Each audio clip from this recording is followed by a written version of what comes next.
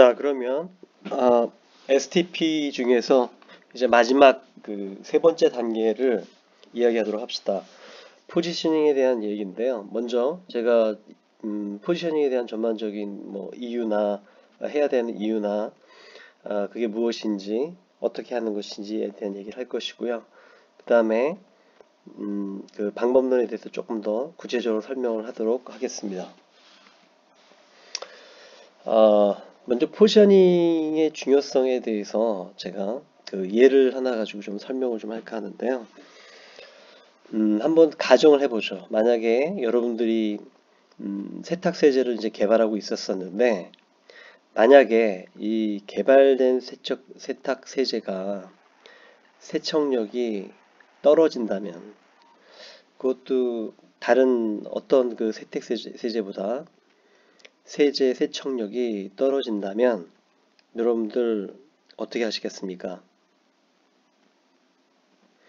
뭐 보통 그 세탁세제의 그 어떻게 보면은 본원적 그 역할이 세척이기 때문에 세척력을 떨어뜨리는 게, 세척력이 떨어지는 그런 경우라면 뭐 말 그대로 제품을 실패했다고 판단을 할 수 있겠죠. 그래서 보통 많은 기업체에서 이런 일이 있었었고, 실제로 그런 경우에 대부분 포기를 했죠.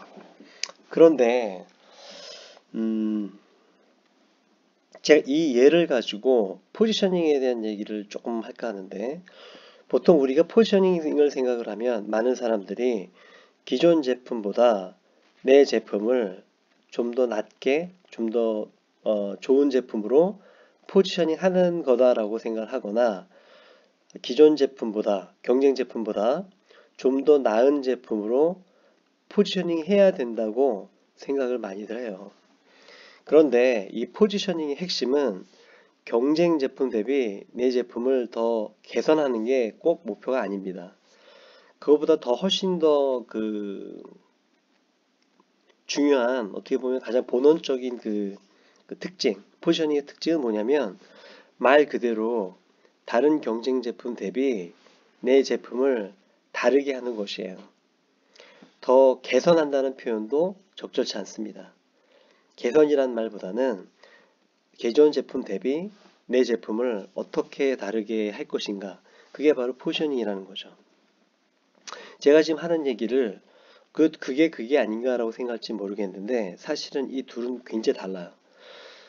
많은 사람들이 이 포지셔닝을 개선하는 거로, 남들보다 더 나은 걸로 포지셔닝 하는 걸로 생각을 하는데, 실제로 그렇지 않다는 예를 제가 들어보이고 싶어서 이 세탁세제 이야기를 한 겁니다. 말 그대로 세탁세제가 개발이 됐는데 세척력이 기존 제품 대비보다 세척력이 떨어진다면, 그러면 이 제품은 출시할 수 없는 건가요? 사실은 그렇진 않아요. 이 세척력이 떨어지는 세제를 어떻게 포지셔닝 하냐에 따라서 시장에서 훨씬 더 좋은 방안을 끌어낼 수도 있습니다. 예를 한번 들어보도록 하죠. 이 세제는 한입 세제라고 보통 하는데, LG생활건강에서 나온 세제예요. 이 세제의 큰 특징은 뭐냐면 기존 세제 대비 세척력이 월등하게 뛰어나거나 그런 세제가 아닙니다. 사실 그 세척력이 더 세진다면 보통은 아니, 이 얘기보다는 여러분들이 한번 생각을 한번 해보세요. 내 제품이 다른 제품보다 세척력이 떨어진다라고 표현하지 말고 세척력이 다르다라고 생각을 하고, 그 세척력이 다른 게 어떤 장점을 갖고 있는지 한번 생각을 해볼 필요가 있다는 거죠. 기존 세제 대비 이 내 제품의 세척력이 다르다. 어떻게 다르다? 이게 한쪽에서 볼 때는 세척력이 떨어진다라고 표현이 될 수 있겠지만, 세척력이 떨어진다면 사실은 또 반대로 갖고 있는 장점이 있어요. 뭐 이야기를 듣고 있는 학생들은, 학생들 중에는 그 제가 지금 하려고 하는 얘기를 지금 이미 알고 있는 학생들이 있지 않을까 생각이 드는데, 세척력을 더 강하게 하는 것 대신에 세척력이 떨어지게 되면 반대급부적으로 장점이 뭐가 있냐면 옷감을 덜 상하게 하겠죠. 예. 세척력이 강하면 어쩔 수 없이 옷감에 훨씬 더 센 화학적 작용을 하기 때문에 옷감을 망치고 색상을 망칠 가능성이 매우 높지만, 반대로 세척력이 떨어진다면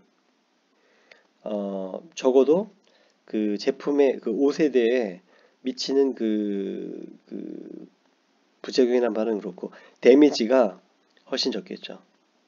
뭐 물론 대신에 세척력이 떨어지면 더 자주 빨아야 되겠죠.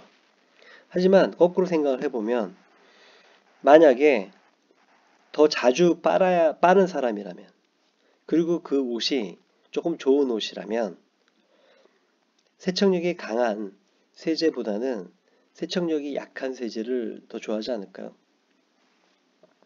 이 한입 세제가 뭐 물론 시작은 이 세제가 다른 세제 대비 세척력이 아주 많이 떨어진다는 얘기는 아닙니다.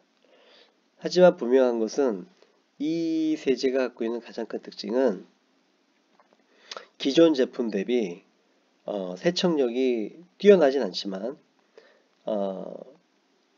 그 옷감에 자극을 훨씬 덜 주는 그런 제품이기 때문에 자주 세탁을 하는 경우라면 이 세제가 더 맞다는 거죠.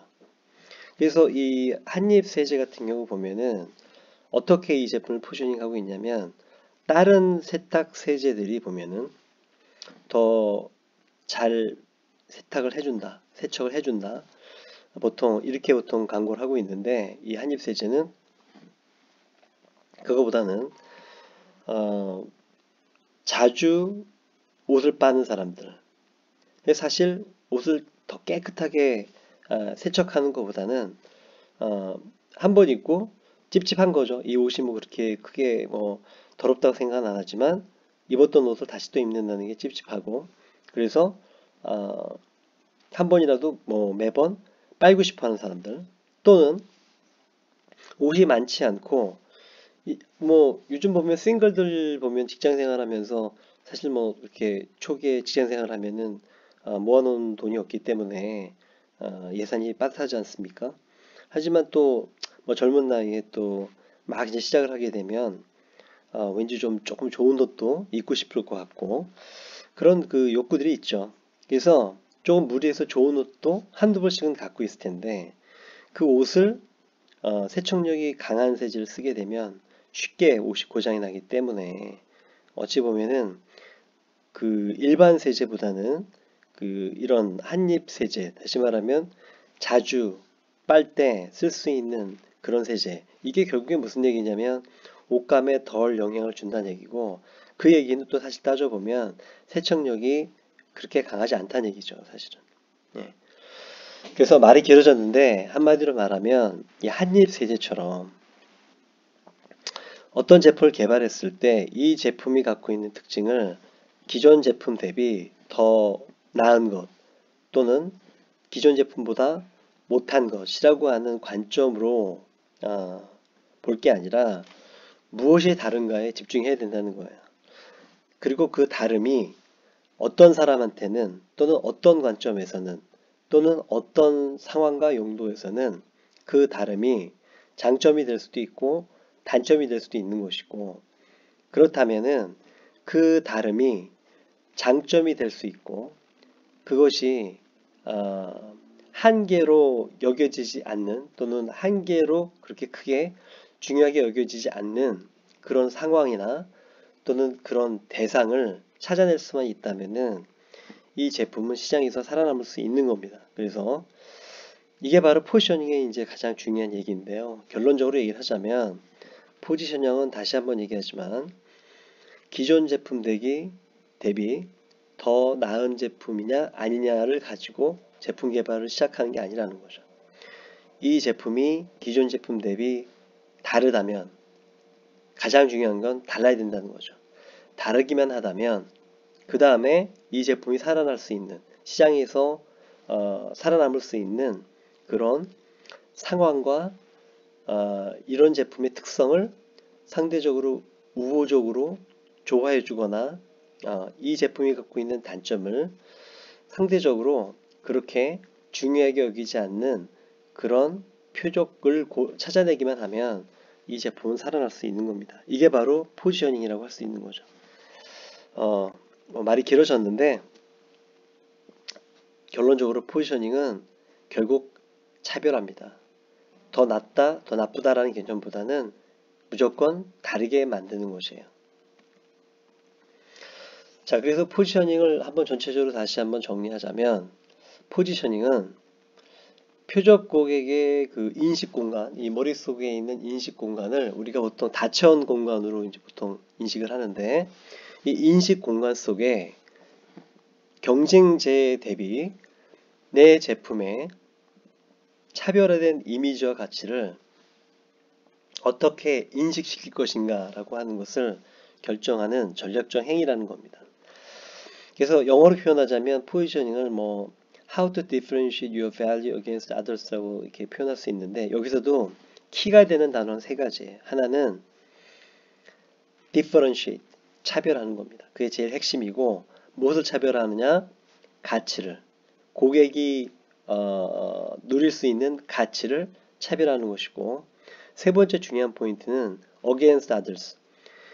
어떤 의미냐면 만약에 경쟁제가 별로 없다. 그러면 차별화도 별로 중요하지 않아요. 만약 이 시장에 경쟁 제품이 하나도 없다. 그러면 이 포지셔닝이라고 하는 것은 의미가 없습니다. 그 얘기는 여러분이 나중에 그 포지셔닝 맵을 그릴 때도 경쟁 제품들이 그렇게 많지 않다면 포지셔닝 맵을 그려봐도 그렇게 큰 어떤 그런 좋은 인사이트를 얻기가 어려워요. 예. 다시 정리하면 포지셔닝의 키가 되는 세 요소는 결국 차별화, 그리고 무엇을 차별하느냐? 고객이 느끼는, 고객이 누리게 되는 가치. 그리고 세 번째는 다른 제품하고의 차별화라는 거죠. 이 차별화는 성공적인 포지셔닝은 이 고객 관점에서 차별화된 가치를 제공하는 게 맞는 것이고 그런 의미에서 포지셔닝을 할 때 가장 핵심이 되는 그 시작점은 이 제품의 USP입니다. USP는 Unique Selling Proposition의 약자인데 뭐 이걸 한마디로 얘기하면 고객이 이 신제품을 내가 다른 기존 제품들이 다 있는데도 불구하고 이 신제품을 내가 사야 되는 이유가 무엇입니까? 라고 하는 질문에 명확한 답변이라고 표현하면 딱 좋을 것 같아요. 그게 바로 USP입니다. 보통 이게 뭐 그 Unique Selling Proposition을 어떤 사람들은 Unique Selling Point라고 표현을 하는데 그건 적절치 않은 표현이고요. Unique Selling Proposition이라고 보통 얘기하는데 뭐 줄여서 USP 이렇게 얘기를 합니다. 그래서 앞으로도 항상 USP라는 그 개념을 꼭 좀 신경을 쓰고 머릿속에 담고 의사결정을 해야 돼요. 특히 신제품을 뭐 개발하거나 런칭을 하는 경우에는. 그래서 그 USP 한번 연습을 한번 해보도록 하죠. 아이스크림 브랜드 중에 이 베스킨 라빈스 같은 경우를 예를 들자면 원래 미국에서 이 베스킨 라빈슨의 이제 다른 아이스크림 대비 베스킨 라빈슨의 USP는 뭐죠? 뭐 베스킨 라빈슨이 뭐 워낙 우리나라에서 많이 팔렸었고 많이 알려져 있기 때문에 여러분들이 금방 쉽게 알아챘을 거라고 생각합니다. 베스킨 라빈슨이 기존 제품 대비 갖고 있는 가장 뚜렷한 차이는 다양한 맛을 제공하는 거죠. 그들이 얘기하는 뭐 31가지 맛, 여기 그 로고에서도 보다시피 이 베스킨 라빈슨의 이제 B자 R자를 살짝 그 색깔을 바꿔서 31, 31을 이제 강조를 했는데요.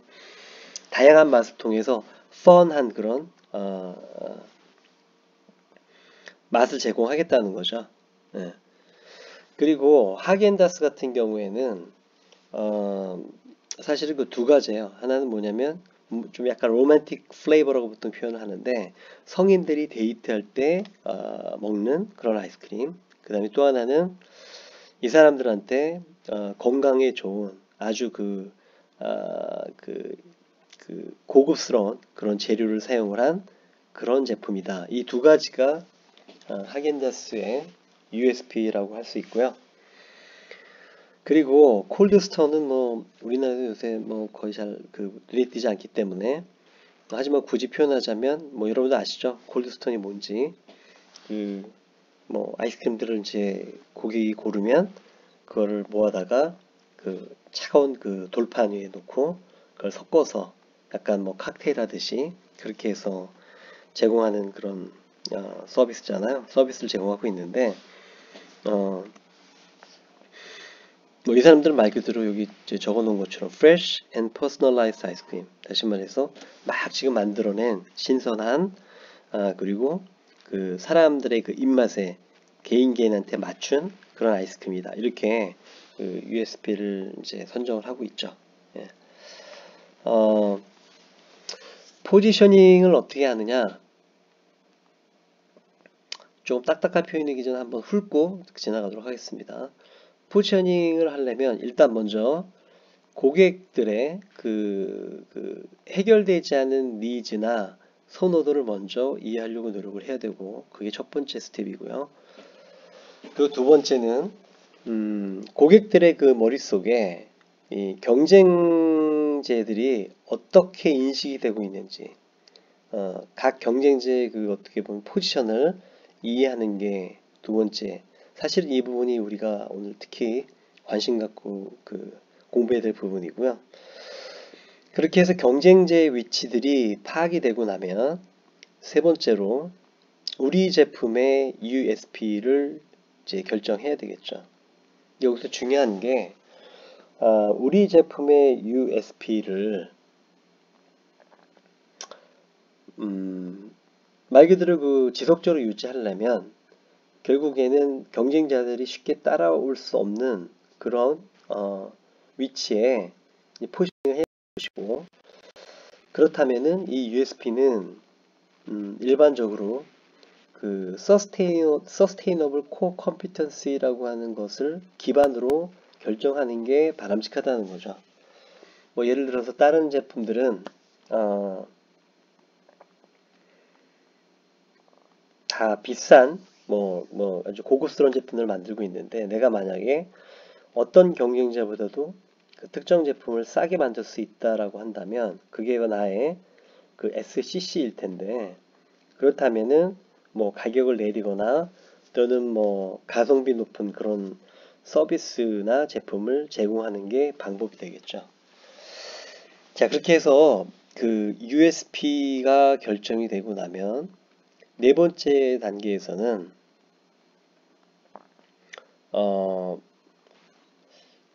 내 이제 방향이 정해진 거잖아요. 그래서 그 우리 제품의 이미지를 우리가 원하는 어떤 이미지를 고객들이 인식할 수 있도록 어떻게 커뮤니케이션을 할 거냐라고 하는 또는 브랜드를 어떻게 구축할 것이냐라고 하는 그런 이슈들이 생기죠.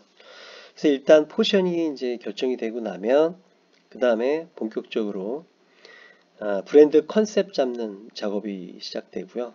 그리고 그 브랜드가 결정이 되고 나면 실제로 사람들이 우리 제품의 이미지를 그렇게 느끼도록 하기 위해서 받아들이게 하기 위해서 포피 믹스 플래닝을 포피 믹스 전략을 이제 실질적으로 구사하게 되는 거죠.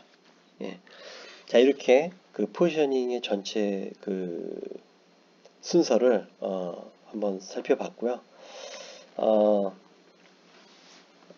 그 중에 이제 특히 우리가 관심을 가져야 될 부분이 뭐냐면 바로 이 퍼셉츄얼 맵이라고 하는 겁니다. 뭐 인지도, 그다음에 뭐 한마디로 얘기를 하면은 사람들의 타겟 고객의 머릿속에 현재 그 시장에 있는 제품들이 경쟁 제품들이 어떠한 제품으로 인식되고 있는지를 닫혀온 공간 속에 다차원 척도를 가지고 만든 공간 속에 상대적 거리를, 상대적 차이를 측정하는 그 지표로 삼아 각 제품의 위치를 그려보는 작업입니다.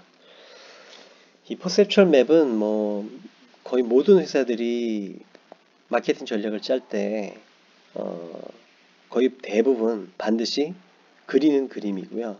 이 퍼셉츄얼 맵을 통해서 어떤 제품이 우리 제품과 유사한지, 아니면 우리 제품은 기존 제품 대비 어떻게 차별화해야 되는지에 대한 전반적인 전략을 결정하는 회의를 할 때 같이 들여다보면서 하는 아주 굉장히 유용한 맵입니다. 여기 나와 있는 이 퍼셉츄얼 맵은 그 중에 한 예인데요. 이제 뭐 여기 보시는 것처럼 담배의 경우고요.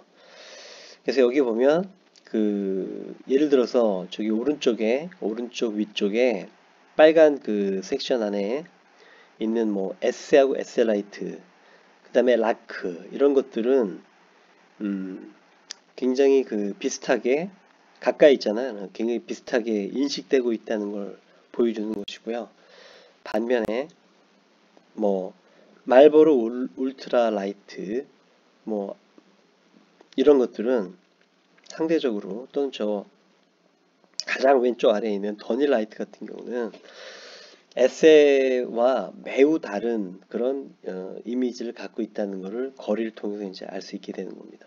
이 퍼셉츄얼 맵을 가지고 경쟁 제품들이 무엇이 있고, 특히 내 제품과 가장 유사한 경쟁을 많이 하고 있는 제품이 무엇인지를 파악할 때 우리가 퍼셉츄얼 맵을 많이 써요.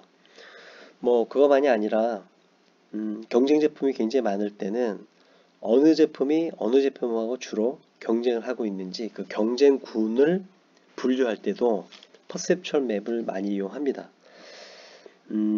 시장 세분화는 고객들을 그 제품에 대한 선호도 유사성을 기준으로 해서 그룹핑 하는 게 그 시장 세분화잖아요.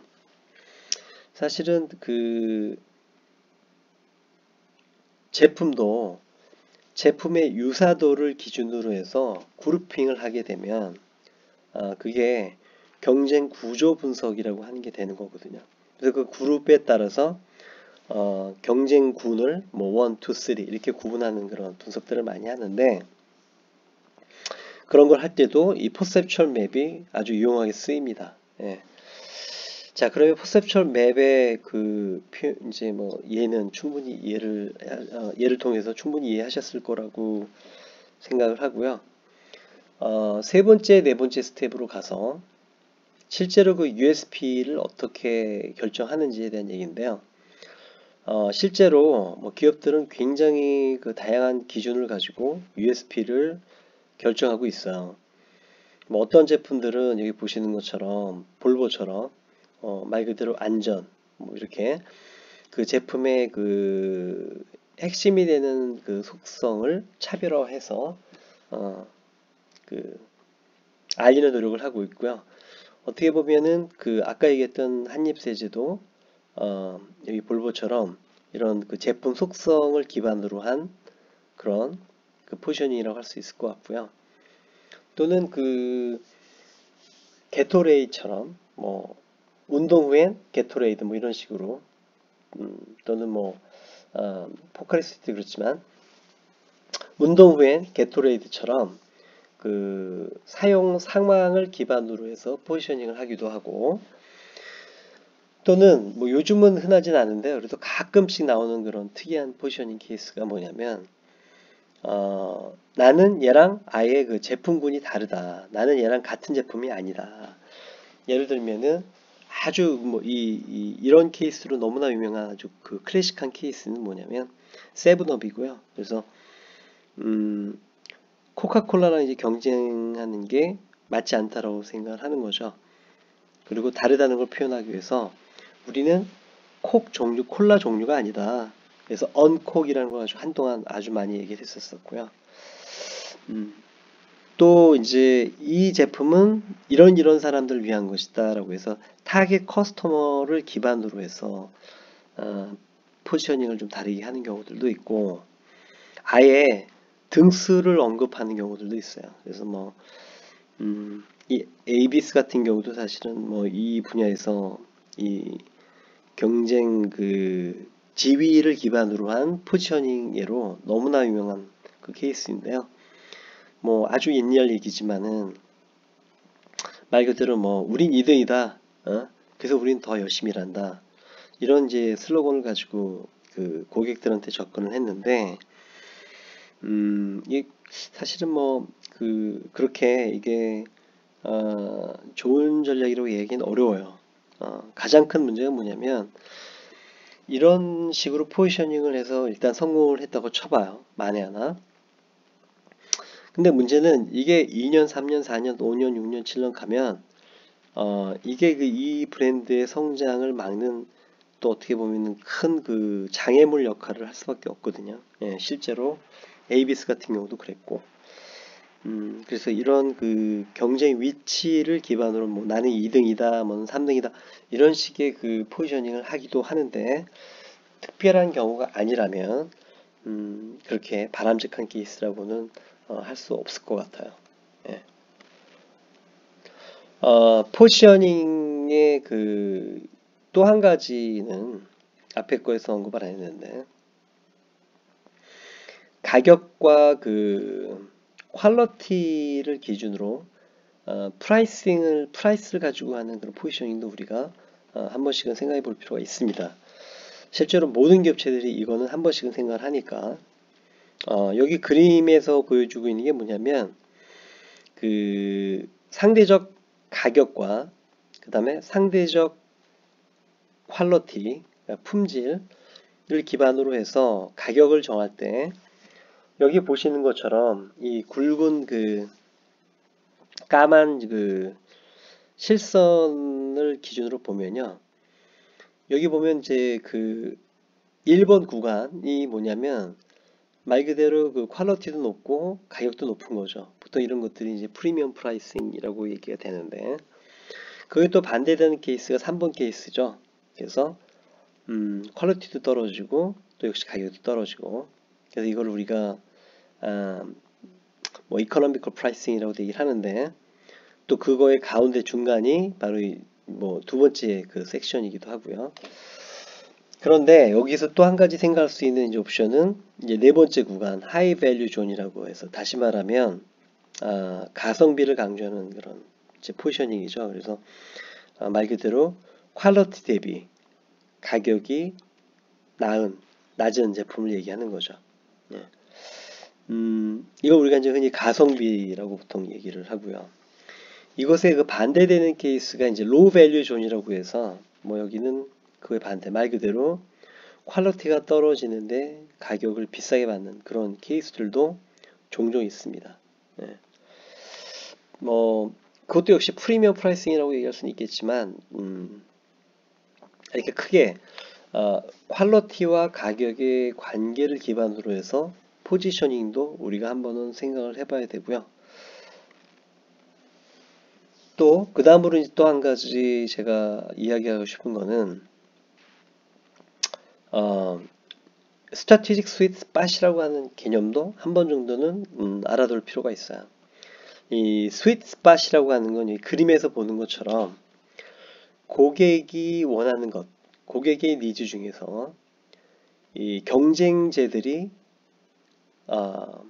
해결해 주지 못하는 부분, 그죠?